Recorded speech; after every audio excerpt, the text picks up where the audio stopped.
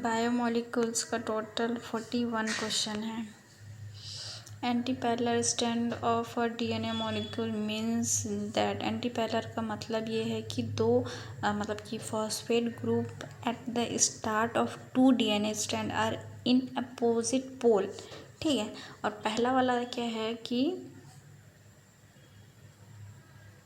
Eight their end share the नहीं opposite position पे होना चाहिए। ठीक है, तो सेकेंड ही सही है। ठीक है, one strand turns anti clockwise का कोई वो नहीं है, एक स्ट्रैंड है और दूसरा अपोजिट स्ट्रैंड होना चाहिए। ठीक है,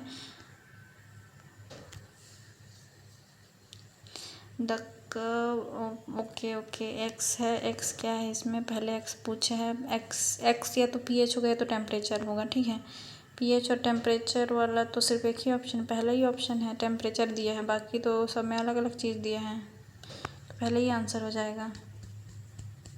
ठीक है, टेम्परेचर या फिर पीएच, और दूसरा वाई एक्सिस में एक्टिविटी दिया, एंजाइम एक्टिविटी, तो ये डायग्राम एनसीईआरटी का। ठीक है, मुझे the following element is present in higher proportion okay in earth crust with respect to average composition of body. तो तीन चीज़ है ना, सोडियम, कैल्शियम और मैग्नीशियम का कंपोजिशन हाइयर होता है अर्थ क्रस्ट में बॉडी के कंपैरिजन में। ठीक है, तो ये याद रखना। देखो ये क्या है, फैक्ट बेस है और बहुत कम लोग सही किए हैं इसको। इसमें मेरे को लगता है सब लोग को उल्टा लग गया, ऐसा लग गया कि ह्यूमन बॉडी में पूछ रहे हैं, इसलिए सब लोग कार्बन लगाए हैं। मेरे को तो यही लगता है, ये 45% विथ मी टेबल बना हुआ है। ठीक है, उसमें दिया हुआ है all the following are nucleosides except. चलो देख ही लेते हैं इतना क्या है टेबल हो।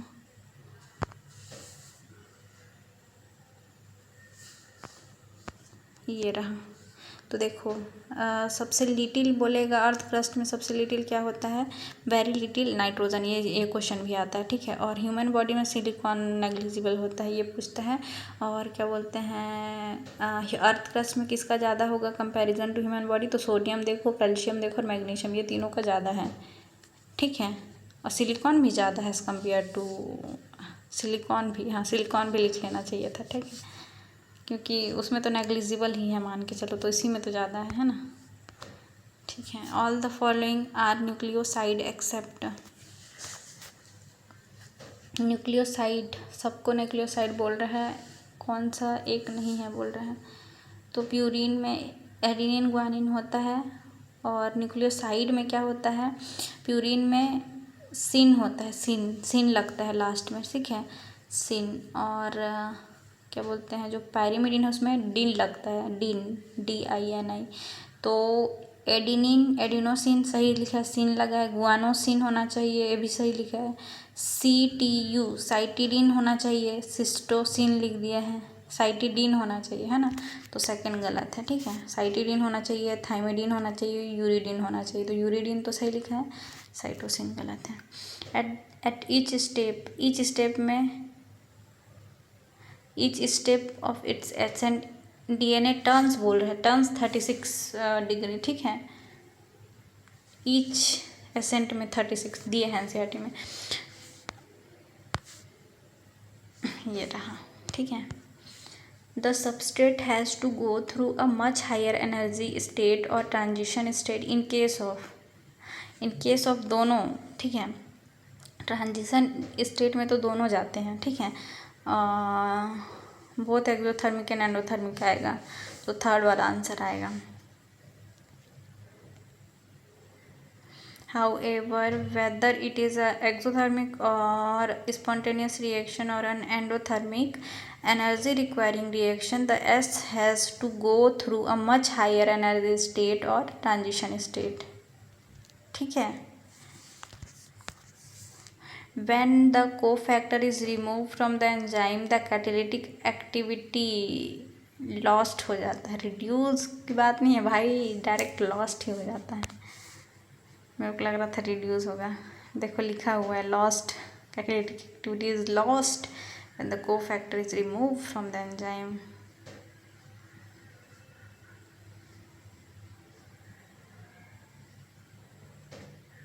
ठीक है,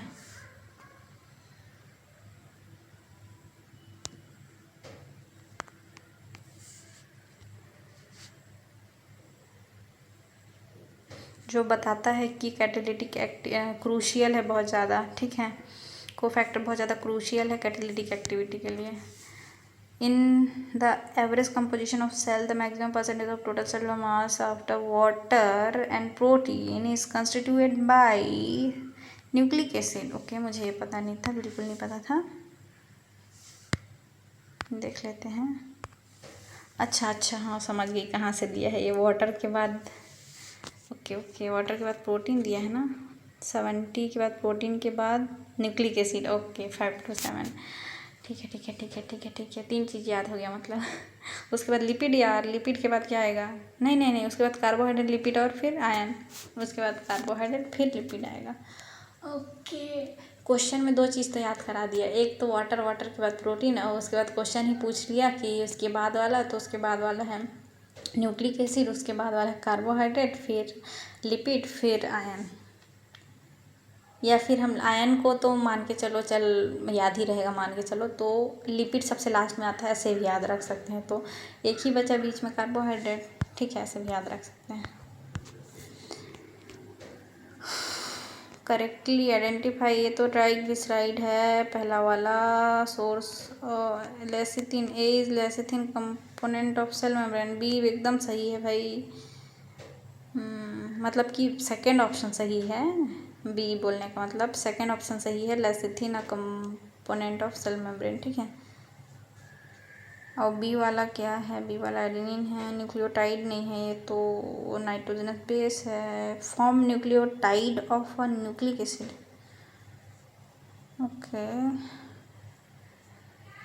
ओके, तो ये भी तो सही है। हाँ, ये क्या हुआ?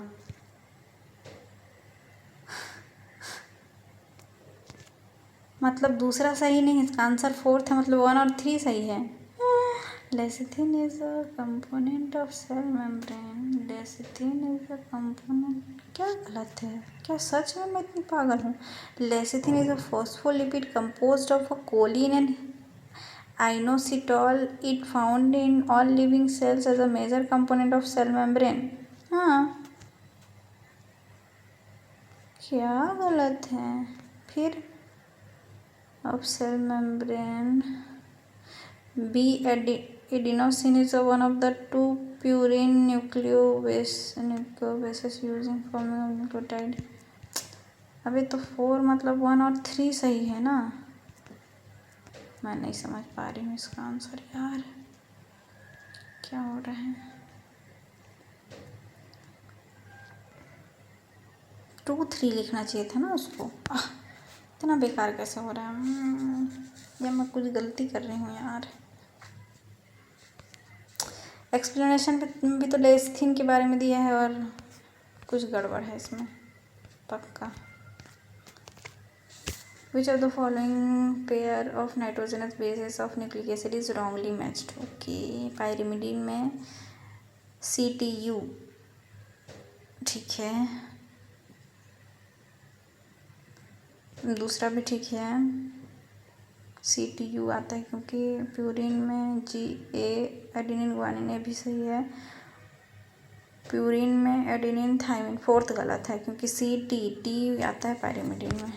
तो मैं कैसे गलत की हूँ इसको? The linkage that join 2 adjacent nucleotide in RNA is RNA 2 adjacent nucleotide को फॉस्फो, अच्छा 2 है तो एस्टर होगा यार, डाई एस्टर नहीं होगा ना? कि ये क्या हो गया? मैं तो ज़्यादा ही दिमाग लगा रही हूँ, इसीलिए देखो, linkage of the 2 adjacent nucleotide.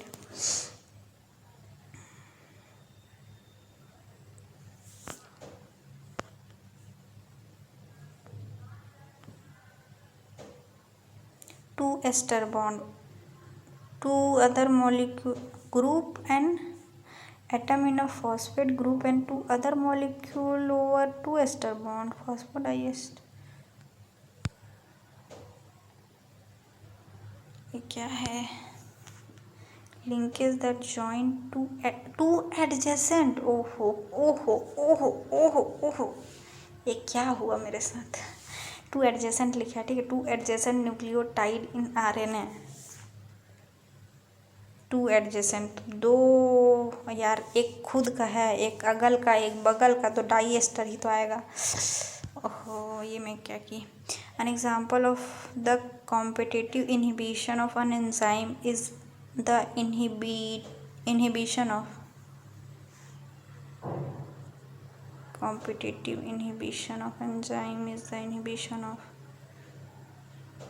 Okay competitive inhibition में ये तो पढ़ा हुआ है ना, succinic dehydrogenase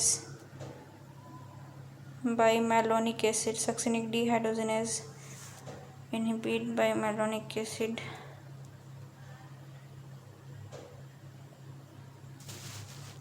M is the inhibition of succinic dehydrogenase, inhibition of succinic dehydrogenase inhibit हो जाता है बाय मैलोनिक एसिड।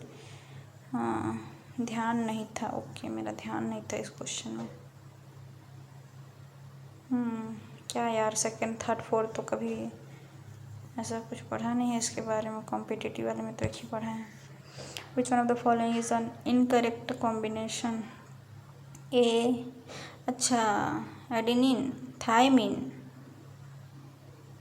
साइटिडिन क्यों है, डिन क्यों लगा है जब इसमें मीन लगा है? तो सेकंड में एडेनिन साइटोसिन थायमिन सही है, guanine thymine uracil cytosine uracil guanine, हाँ सही। डिन नहीं लगना चाहिए था, वो तो न्यूक्लियोटाइड हो गया है, बाकी सब जितने भी नाइट्रोजनस बेस दिया है।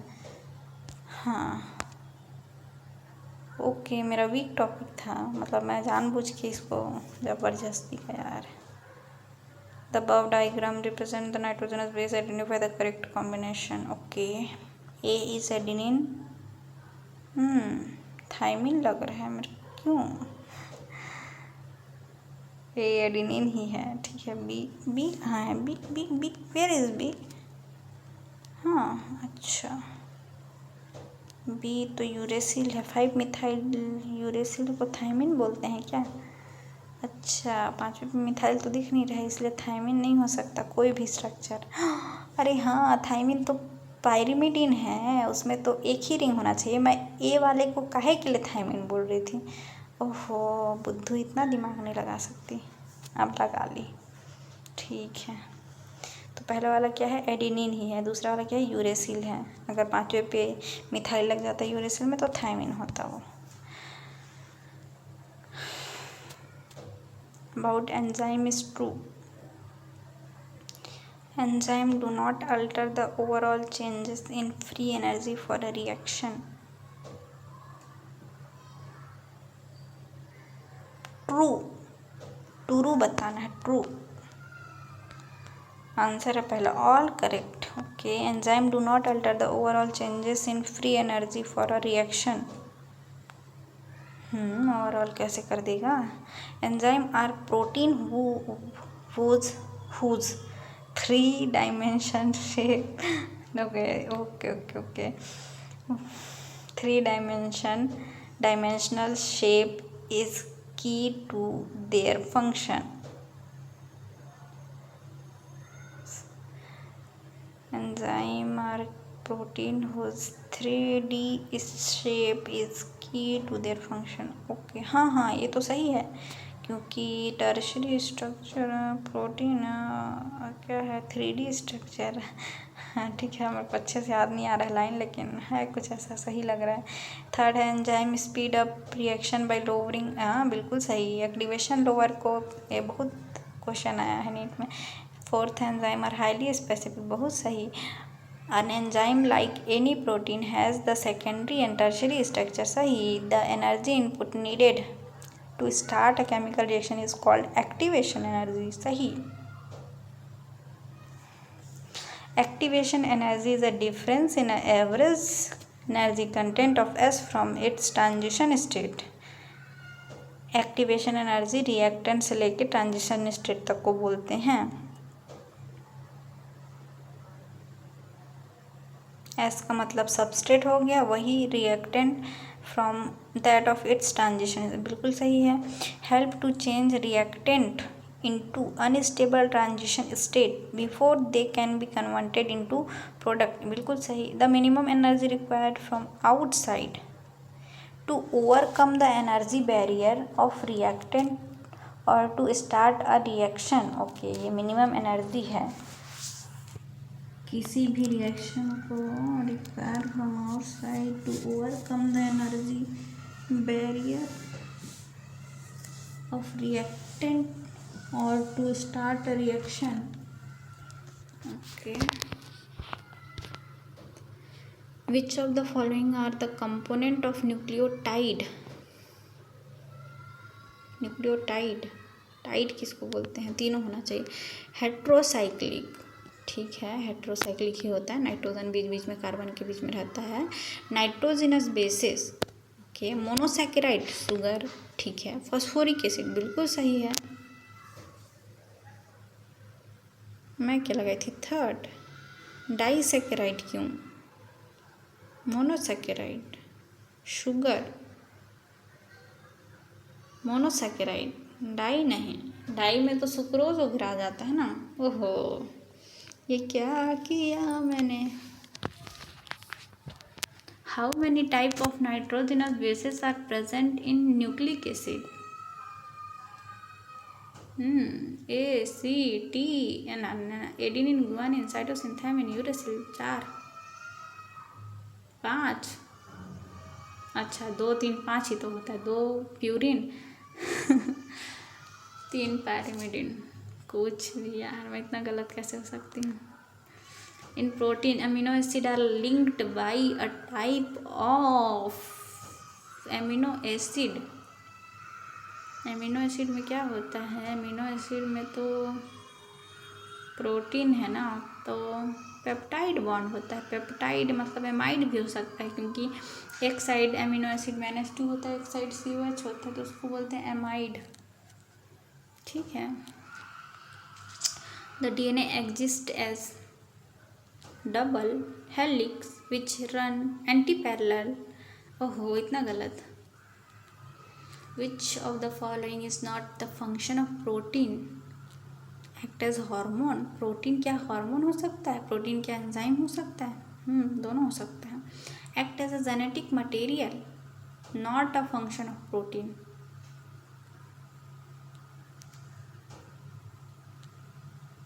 ओके, एक्ट एज प्रोटीन, हाँ यार, तभी तो वो एक्सपेरिमेंट हुआ नहीं था जिसमें कि एवरी मैकलियड और मैककॉर्टी ने एक्सपेरिमेंट किया था। उसके बाद किसके बाद, वो कौन था? वो न्यूमो को ग्रिफिथ के बाद एक्सपेरिमेंट किए थे ना उन लोग। ग्रिफिथ के बाद ही किए थे, हाँ, ग्रिफिथ के बाद ही किए थे। तो उन लोग बताए कि नहीं, प्रोटीन नहीं होता है, इजीली डिस्ट्रॉय हो जाता है, सब कुछ। हाँ, तो protein act as a genetic material नहीं हो सकता। थर्ड, फाइट अगेंस्ट इन्फेक्शन, सही है, प्रोटीन फाइट कर सकता है क्योंकि antibody is a protein.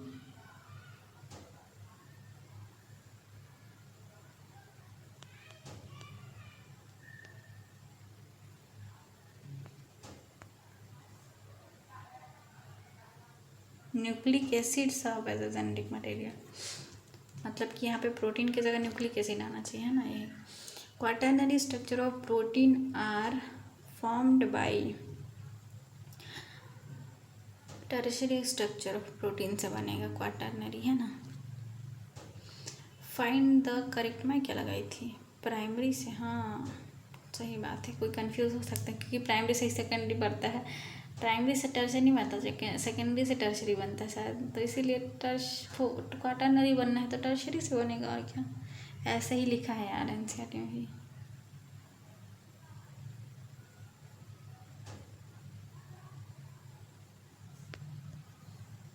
Find the correct statement. Macromolecule have molecular weight ranging from 10,000 dalton and above except lipid. हाँ, ये मैक्रोमोलिक्यूल में तो आता है, लेकिन उसका इतना रेंज नहीं होता मॉलिक्यूलर वेट, है ना, तो पहले ही सही है।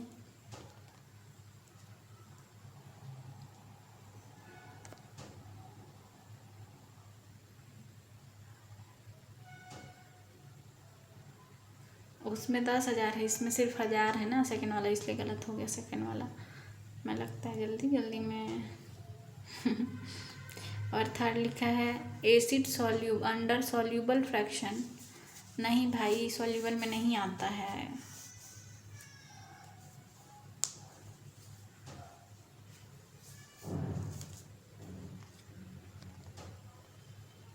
Fatty acid is monomer of lipid, कुछ भी।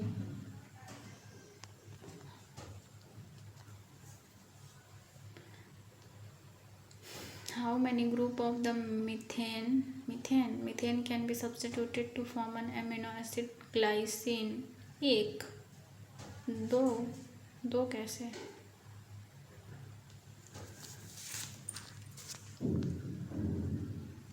अच्छा, how many group of methane. अच्छा, मीथेन के कितने ग्रुप? मीथेन में 4 हाइड्रोजन होता है, तो 4 हाइड्रोजन में 2 हाइड्रोजन को हटाओगे, एक NH2 लगाओगे, एक साइड COH लगाओगे, 2 H रहेगा, तब तो उसको बोलेंगे। क्या यार, कुछ भी। हाँ, ये 39% लोग बस सही लगाए हैं। क्या हो गया सबको? हाँ, इन लोग भी पहला एक ही बोल रहे थे। मैं क्या बोल रही थी? मैं भी एक बोली क्या शुरू में, पता नहीं। Which of the following is true about lipid? Lipid is a fatty acid, can be saturated or unsaturated. Third बिल्कुल सही है।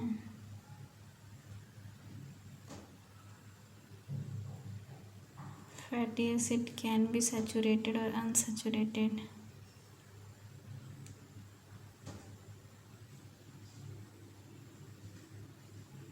ठीक है। लिपिड पॉलीमर नहीं हो सकता, इट इज़ पॉलीमर गलत है, वाटर सॉल्युबल गलत है। हाँ, तो बचा ही थर्ड। क्या ही करें। Select the correct arrangement of element present in human body. Okay, carbon सबसे ज़्यादा, फिर नहीं, ऑक्सीजन सबसे ज़्यादा, फिर कार्बन, फिर नाइट्रोजन, फिर हाइड्रोजन। ये कहाँ दिया हुआ है? OCNH।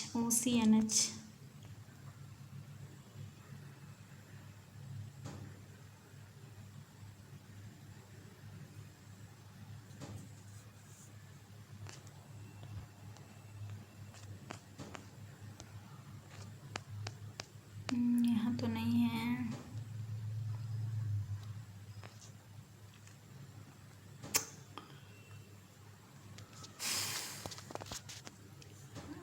ऑक्सीजन के बाद कार्बन है ना, इतना तो याद है, लेकिन फिर नाइट्रोजन। हाँ, नाइट्रोजन अर्थ क्रस्ट में नेग्लिजिबल होता है, इतना तो मेरे को पता था। तो नाइट्रोजन को थोड़ा ज़्यादा होना चाहिए हमारे बॉडी में। तो ऑक्सीजन के बाद कार्बन, कार्बन के बाद नाइट्रोजन। ठीक है, कोशिश किया जाएगा याद रखने का।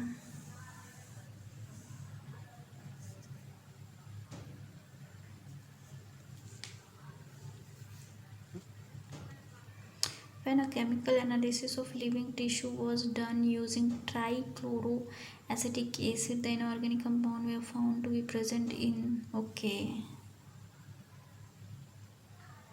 दोनों में प्रेजेंट होता है ना, एसिड सॉल्युबल और एसिड इनसॉल्युबल। लेकिन इसमें क्या पूछा है? Living tissue. अच्छा, लिविंग टिश्यू के बारे में तो एसिड सॉल्युबल में ही होगा लिविंग टिश्यू, है ना। Like sulphate, phosphate etcetera seen in the acid soluble fraction. Chemical analysis living tissue is done using the अच्छा, ओहो, क्या दिमाग लगाते हैं। लिविंग टिश्यू थोड़ी पूछ रहा है, बेवकूफ़ इंसान। लिविंग टिश्यू को हम लोग क्या कर रहे हैं? एनालिसिस कर रहे हैं, केमिकल एनालिसिस ट्राइक्लोरोएसिटिक एसिड में। तो जो इनऑर्गेनिक कंपाउंड है उसके बारे में पूछ रहा है। जैसे कि इनऑर्गेनिक कंपाउंड में क्या क्या आता है? फॉस्फेट हो गया, सल्फेट हो गया, है ना। तो वो किस में दिखेगा? एसिड सॉल्युबल में दिखेगा। Okay. Which of the following is incorrect? Sulphate and phosphate are seen in acid insoluble गलत है। अभी तो देखा है ना, इनऑर्गेनिक है तो एसिड सॉल्युबल में होगा। बाकी सब सही है। पहला वाला सही है, दूसरा वाला जस्ट अपोजिट लिख दिया है, तीसरा है बायोमोलिक्यूल्स ऑल कार्बन कंपाउंड को। ठीक है, fourth elemental analysis tissues give. Okay. Which of the following is correct statement? Okay, fourth is a correct statement. मतलब all every chemical reaction of metabolism is catalyzed reaction. Okay, there is no uncatalyzed metabolic conversion of living system. Okay, the protein with catalytic power are called as enzyme. Okay, with catalytic power, protein with catalytic power को enzyme बोलते हैं. Okay, find the correct statement. Okay इसमें है पहला वाला ही correct है. Systematic equilibrium never performed work. इसीलिए हमारे सिस्टम को क्या बोलते हैं? डायनेमिक सिस्टम बोलते हैं. ठीक है, देखना ये वाला जो टॉपिक है ना, our one should remember from physics that systematic equilibrium can not perform work. बिल्कुल सही. I know that. Second option में क्या है? System at not equilibrium, not equilibrium, equilibrium पे. थर्ड है बायोलॉजिकल सिस्टम अटेन इक्विलिब्रियम. कभी नहीं अटेन करेगा, है ना, क्योंकि हर टाइम उसको वर्क करना रहता है, ज़रूरी है. तो फोर्थ भी गया, इसी तो गया है. ठीक है, all living organism never attain equilibrium state. और क्या सी क्या दिया है? Steady state. स्टेडी स्टेट हो भी सकता है लेकिन इक्विलिब्रियम स्टेट नहीं हो सकता, इसीलिए फोर्थ नहीं गया आंसर, है ना. नेवर लिखा है, never attain equilibrium state but can steady state में भी. The living state non equilibrium. देखो नॉन इक्विलिब्रियम के साथ क्या लिखा है? स्टेडी स्टेट है लेकिन नॉन इक्विलिब्रियम है. ठीक है, परफॉर्म वर्क करेगा living process constitute. Which of the following destroy the enzymatic activity. को कौन डिस्ट्रॉय करता है? हाई टेम्परेचर, मुझे पता था. बी और सी का क्या है? Low temperature. लो टेम्परेचर तो हो ही नहीं सकता, तो बी भी गया, बी सी भी गला. मतलब थर्ड कोई लगाता तो मान को भी चलता, लेकिन सेकेंड और फोर्थ तो किसी को लगाना ही नहीं चाहिए. इतना तो दिमाग लगा यार. हाई टेम्परेचर, है ना. Which of the following class of enzyme catalyzes the joining of CO, okay, and hydrolysis of CN bond respectively. Okay, joining the CO को क्या बोलते हैं and hydrolysis of CN को क्या बोलते हैं? joining को ligases बोलते हैं. अच्छा, joining को तो ligase बोलते हैं, है ना. और CN बॉन्ड वाला क्या है? CN बॉन्ड वाला है हाइड्रोलेजेस. ओके, याद करना पड़ेगा ये. लाइए हाइड्रोलेजेस एंजाइम एक्टिविटी. हाँ, hydrolysis of ester, ether, peptide, glycosidic, CC halide, PN bond. ठीक है, लाइगेजेस में क्या है? Enzyme catalysing the linking together of two compound, है ना. ठीक है. Electron transferring enzyme belong to which class of enzyme? Electron transferring वाला ट्रांसफरेजेस. और क्या, इसीलिए तो मैं पहले लगाई थी. कुछ भी. ऑक्सीडो रिडक्टेज भाई. ऑक्सीडो रिडक्टेज को डिहाइड्रोजिनेजेस भी बोलते हैं. ओके, डिहाइड्रोजिनेजेस लिखा रहता तो मैं थोड़ा सोचती भी. और यहाँ पे ट्रांसफ़र वाला वर्ड लिख दिया है, इसलिए मैं कंफ्यूज हो गई. अरे यार, ETS बोली, इलेक्ट्रॉन ट्रांसपोर्ट मत बोली, ETS बोली, ETS एंजाइम, तो कंफ्यूज नहीं हो गई. ETS एंजाइम के लिए ऑक्सीडो रिडक्टेज चाहिए. ठीक है, catalyses oxidation between two substrate SNS. Okay, the cofactor present in the enzyme peroxidase. Haem. इसको कैसे याद रखूँ?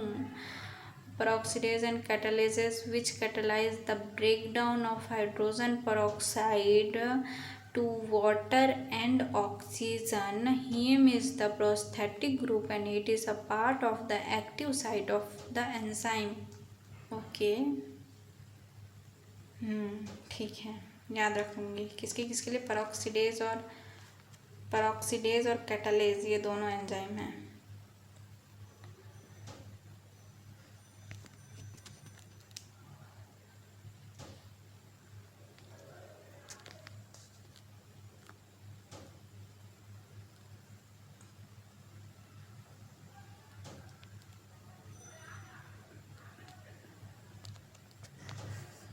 हीम होता है भूलना मत, cofactor present in the enzyme peroxidase और कैटालेज। ठीक है, भूलना मत। जो पेरोक्साइड को किस में करता है, वाटर ऑक्सीजन। ये तो केमिस्ट्री में भी मतलब रिएक्शन तो वाटर ऑक्सीजन वाला पढ़ते हैं, लेकिन एंजाइम वगैरह नहीं पढ़ते हैं। The essential chemical compound of many coenzyme are, ये तो विटामिन है, मैं क्या लगाई हूँ, ऐसा क्यों की हूँ। The essential chemical coenzyme of many chemical component of many coenzyme are vitamins. Example है coenzyme nicotinamide, adenine dinucleotide, NADP, nicotinamide, adenine dinucleotide phosphate. तो मैं क्या लगाई, मैं भी तो यही लगाई हूँ। The essential chemical component of many coenzyme are the essential chemical component of many. अच्छा आर, अरे यार क्या मैं दिमाग नहीं है क्या मेरे पास। NAD और NADP तो खुद एक क्या है, कोएंजाइम है। तो कोएंजाइम एसेंशियल केमिकल, इसके अंदर केमिकल कंपोनेंट पूछ रहा है मेरे दोस्त, तो विटामिन आएगा। और इसमें एग्जांपल दिया है कि NAD ये सब क्या क्या क्या कंटेन करते हैं, विटामिन, नियासिन। ओफ ओफ ओफ ओह रे दिमाग। ऐसे पूछ रहा है कि कोएंजाइम का केमिकल कंपोनेंट क्या है, तो आंसर होगा विटामिन्स। एग्जाम्पल में है कि NAD और NADP एक कोएंजाइम है, दो कोएंजाइम हैं, तो उसमें क्या कंटेन करता है, वो नियासिन एक विटामिन है जिसको कंटेन करता है। नियासिन विटामिन B3 को बोलते हैं मेरे ख्याल से। हाँ मैं सही हूँ शायद। Which of the following contain the vitamin niacin. NAD and NADP दोनों। Fourth, consider the following statement. Okay, fourth is a correct, both A and B false. देखते हैं, पहला है कोएंजाइम और metal ion that are tightly bond to the enzyme protein is called prosthetic group.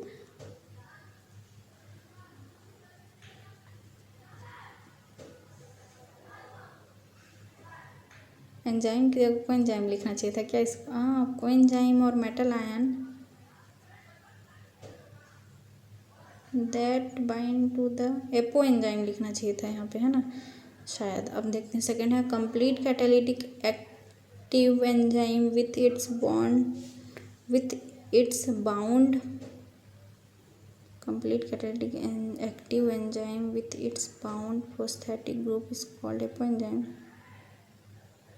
Apo enzyme क्या है बोलेंगे उसको, तो होलो एंजाइम बोलेंगे क्या। मैं भी एक बार देखूंगी इसको, या चुका है नीट में।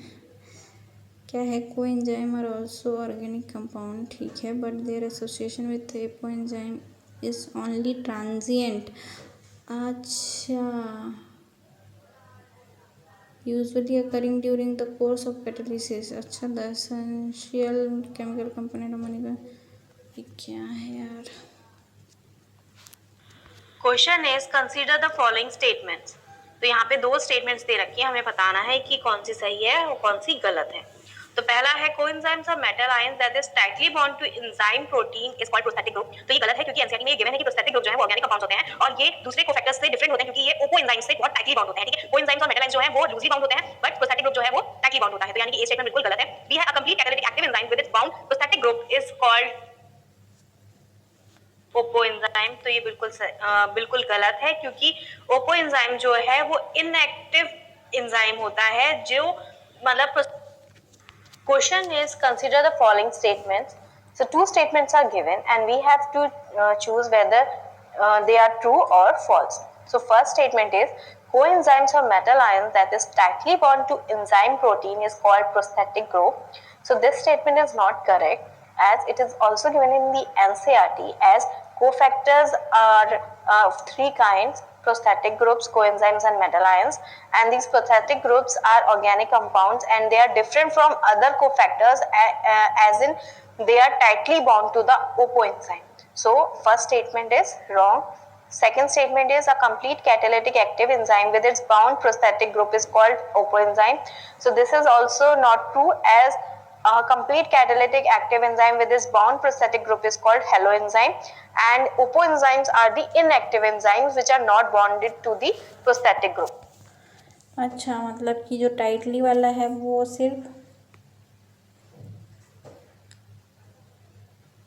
प्रोस्थेटिक ग्रुप के लिए हो, हाँ, कॉल्ड प्रोस्थेटिक, ए भगवान इतना गलत। कोएंजाइम और भाई छोड़िए, स्टेटमेंट इतना बेकार लिखा है ना। इसको पढ़ते हैं यहाँ से, चल ठीक है।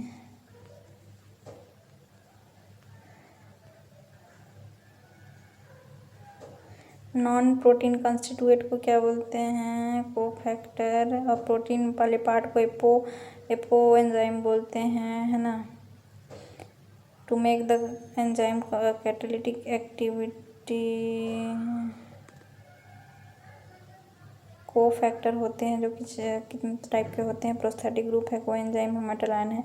जो प्रोस्थेटिक ग्रुप है वो बाइंड होता है टाइटली, एक ऑर्गेनिक हमारा जो बाइंड होता है टाइटली एपोएंजाइम से, है ना। और वहाँ पे लिखा था कि कोएंजाइम बाइंड टू टाइटली, उसको प्रोस्थेटिक ग्रुप बोलते हैं। कुछ अजीब ही लिखा था भाई, ठीक है। तो प्रोस्थेटिक ग्रुप होता है, ऑर्गेनिक कंपाउंड होता है, वो बाइंड होता है एपोएंजाइम से, उसको बोलते हैं क्या? फॉर एग्जाम्पल के लिए पेरोक्सीडेज और कैटालेज एक जगह और देखे थे, है ना, जो कि हाइड्रोजन पेरोक्साइड को वाटर और ऑक्सीजन में कर देते हैं, जिसमें कि हीम एक प्रोस्थेटिक ग्रुप है, ठीक है। तब एक्टिव से अब कोएंजाइम जो होता है कोफैक्टर में दूसरा है कोएंजाइम, ये भी ऑर्गेनिक है लेकिन ट्रांजिएंट ओनली। जो एपोएंजाइम से इसका जो एसोसिएशन होता है वो ट्रांजिएंट होता है, मतलब कि टाइटली नहीं होता है, usually occurring during the course of catalysis के टाइम पे। Coenzymes and cofactor in a number of different enzyme catalyze reaction, essential chemical component of many coenzymes and are vitamins। हाँ, एसेंशियल केमिकल ये question अभी देखे कि chemical component पूछेगा तो vitamin जैसे कि ये, ठीक है। और लास्ट वाला क्या था? ओह नो, ठीक है, कोई बात नहीं। लास्ट में था कैटालिटिक एक्टिविटी लॉस्ट वाला भी देखा था एक जगह, है ना। अच्छा, मतलब मेरा ये बहुत गलत है, मतलब मेरा एक एक पैराग्राफ ही बहुत वीक है। ठीक है, उसको होलो बोलते हैं सेकंड वाले में, ठीक है।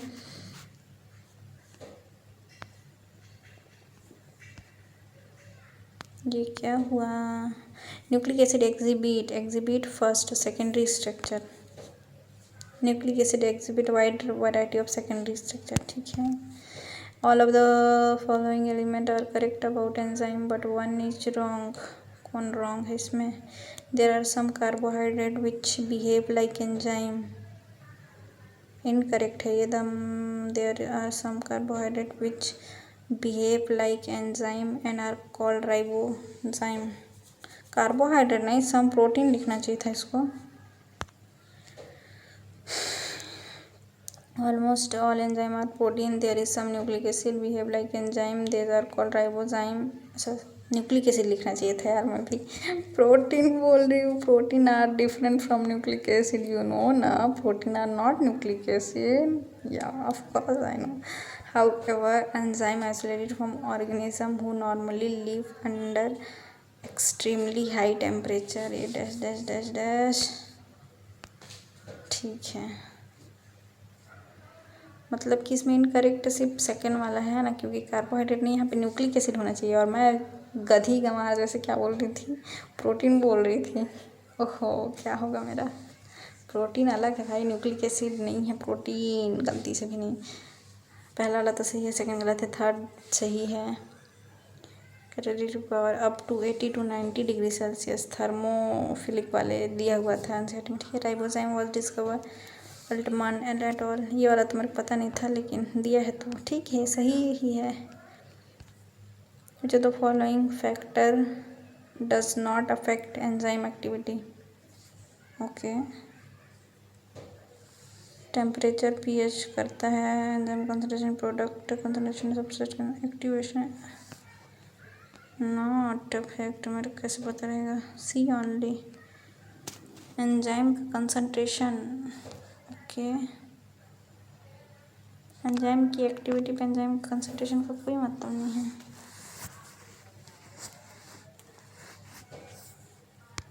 ये कहाँ दिया है? This include temperature, pH change in substrate concentration, binding of specific chemicals. Okay, सब कुछ दिया है। That regulate it's activity, temperature, pH,